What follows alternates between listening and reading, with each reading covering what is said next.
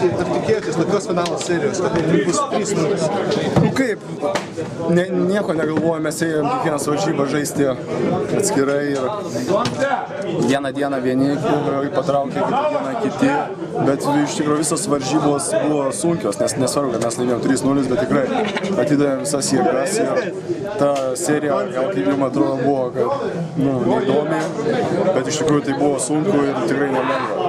Varžovas buvo lygiavertis, bet mes matyt buvom stipresni. Kur buvo stipresni, kas buvo pagrindinis faktorius pergalės? Aš nežinau. Mano nuomonė, tai mes patapom, kai mūsų liko mažiau, mes patapom tikra komanda, aš manau.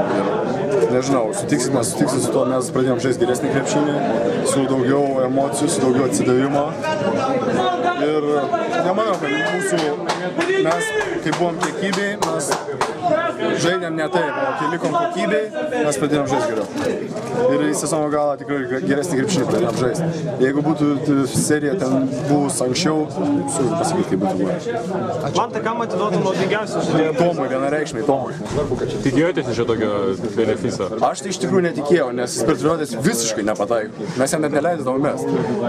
O Tomas įrodė, kad yra geras žaidėjas ir be jokių abejonių tiek Vilniui, tiek šiandien Kaune jisai buvo vienas mūsų lyderių. Man tai dabar planai porą savaičių pailsėti rinktinį, ar ne? Taip. Kaip ilsėsitės, keliausit kur nors, ar Lietuvoje leisit laiką?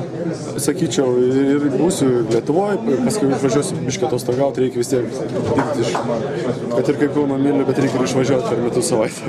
Taip kad, to poilsio nebus per daug. Reikia išnaudoti gerai. Man ar teko matyti nuotraukas Jeftoko traktorių ir taip toliau internete visą pusę. Jam čia buvo kažkas atnešė, iš pats turi čia visas. Ką? Šlampė pas mane, tai ką tu nori? Visą butelį vaidinti. Tai, jo, matė. Kaip nuotraukėlės?